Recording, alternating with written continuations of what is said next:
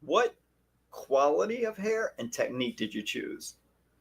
You know, you can use almost any technique at a high quality and come out okay. But what happens if you just pick low quality hair in any technique? What what happens with low quality hair? It's tough. It's tough because the life cycle of how long that hair could be worn for is going to be lessened significantly.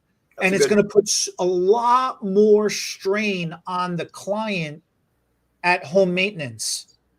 You Yep, know, that's so true.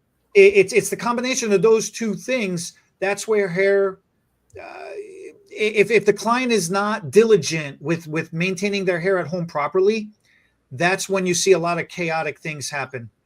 Yeah, so we as a distributor, I as a hairdresser, I guess my mind has always been I would rather have a few consultations go with a no at the end because I'm going to do a consultation. I'm going to say, listen, I did use I didn't even know about high quality hair in the very early days. I started learning it slowly with the challenges you get with low quality hair. So I started realizing on my personal journey that I enjoyed how much better good hair performed, how much better the client, I don't know, the relationship was with me because they didn't have the problems, the challenges. And so it was like the no tangling, the wearing it longer, like you're saying, it looked better. Their friends liked their hair better. They didn't have negative comments.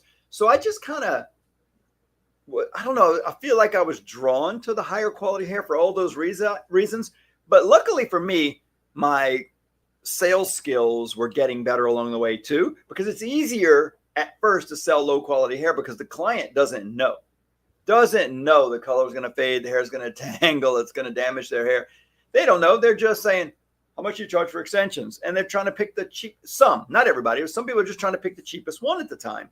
And so then, lucky for me, I got to the point where I could sell a little better because I could explain those things because I learned them along the way. So I was okay with getting some, like, I can't afford it. That's fine. I'm not doing the cheap stuff for you. But as a distributor, I'm losing a lot of sales to hairdressers that just want cheap low end hair. And I got to tell you, we talk about it. We talk about, should we carry a low end hair for those hairdressers?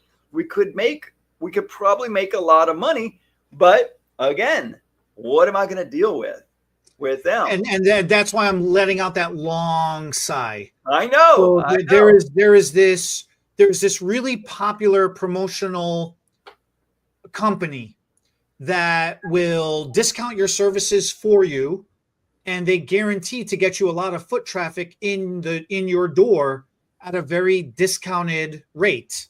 Yep. Like a Groupon type of thing. You didn't want to say the Yes, name. like yes.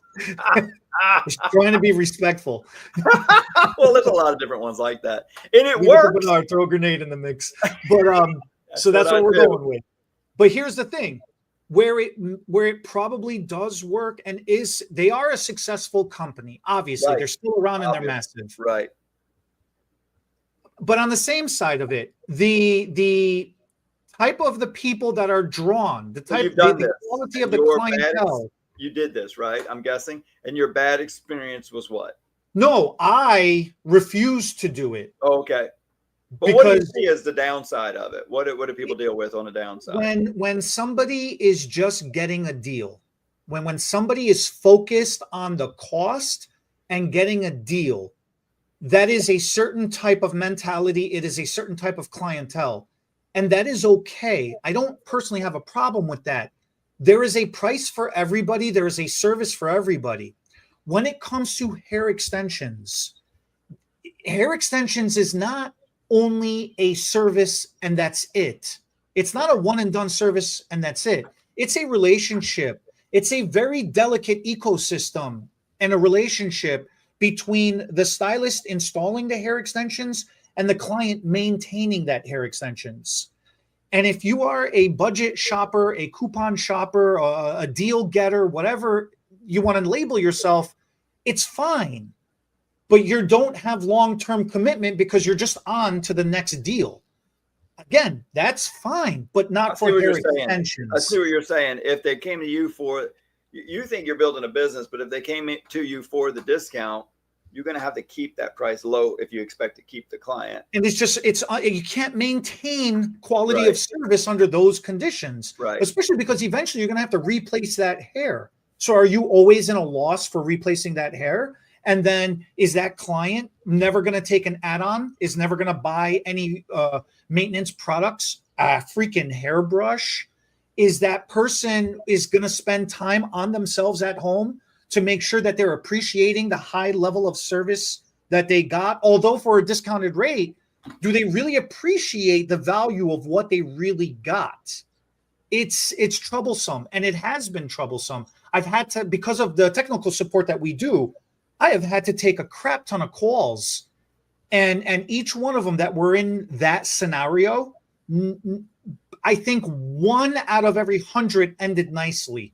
Like it was 99% ended badly. It was just a terrible experience for both the client receiving the service and the stylist performing the service. So I understand your passion here, but millions of dollars in low end hair are purchased by They are. hairdressers every day. And so there's a consideration there. And so I love what you started with. I think it's not as much about the quality and the price, but the duration, like how long. I think The expectation of how long it's going to it's last. a direct correlation. Like you said, cheaper hair is going to last less time. And that's a pretty good analogy there. So, right, if you're just needing to wear hair for a weekend dance party, wedding, or That's fine. a ball, cheap hair might be the way to go, and clip-ins might be the way to go because it just goes in fast and easy. It's real inexpensive. It'll make your hair look great for the weekend. Mm-hmm. Because even cheap hair doesn't really underperform in the first couple of days. You know, if it looks pretty good, it'll do fine. It'll tease. It'll last a month or a week or something, you know? Right. It might last a few weeks, right? Or days. Right. So then when you move into something staying on your hair more permanently that's going to last 4 to 6 weeks, that still might be okay for cheap hair. But then you might have a little more tangling or color fading. And that's what's going to start to happen in the second month. So the tangling and the color fading is going to be, and then, I don't know, broke ends, split ends. And then a lot of this cheap hair is coated with silicone. So it'll look really good for a good 4 to 6 weeks and then go downhill really fast.